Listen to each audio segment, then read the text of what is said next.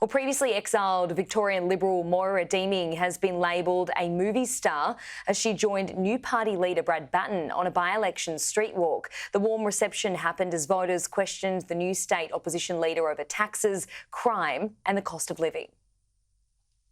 A street walk many thought wouldn't happen in suburban Werribee. Brad Battin, I'm the new Liberal leader in Victoria. The Victorian opposition leader was quickly upstaged. Yeah, you're a movie star! Moira Deeming taking centre stage in the Liberal Party's bid to win a Western Suburbs seat. Yeah, wish Gloria.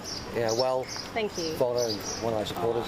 The newly readmitted MP couldn't escape her treatment in the past as she endorsed the new Liberal leader Brad Battin, who toppled John Prosciutto for the top job. They're very happy that Brad led that charge to right that wrong, and so they're really excited about the new team. He was happy to turn a new page. It's fantastic, and to be out here now as a united front I think is really important.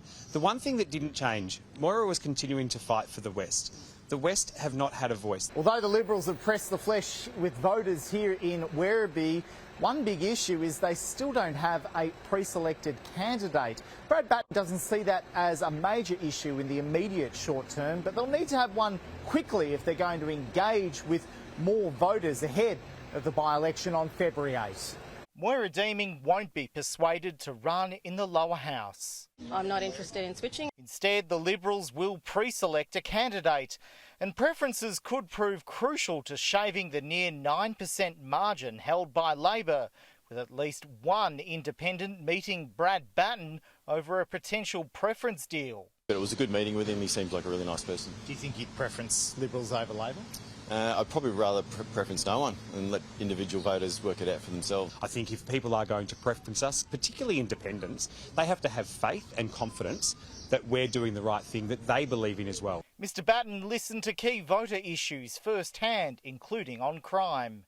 We've been in our area for 10 years and we never had an incident, but a couple of weeks ago we did, and it's terrifying. Yeah. And they got let out on bail. Giving a street-side pledge. For election 2026, the first thing we'll put through is bail. The government says there's no need.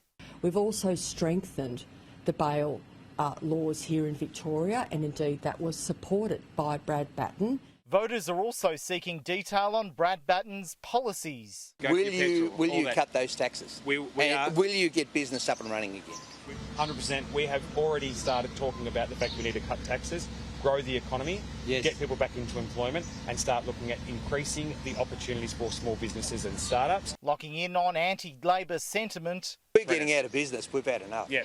I'm more scared of losing you than I am of losing Labor. But not scared enough for a selfie. The day I met Scotty Cam in Werribee. As the Liberal leader went shopping. Right, yeah, veggies for tonight. Paying big on his cost of living credentials.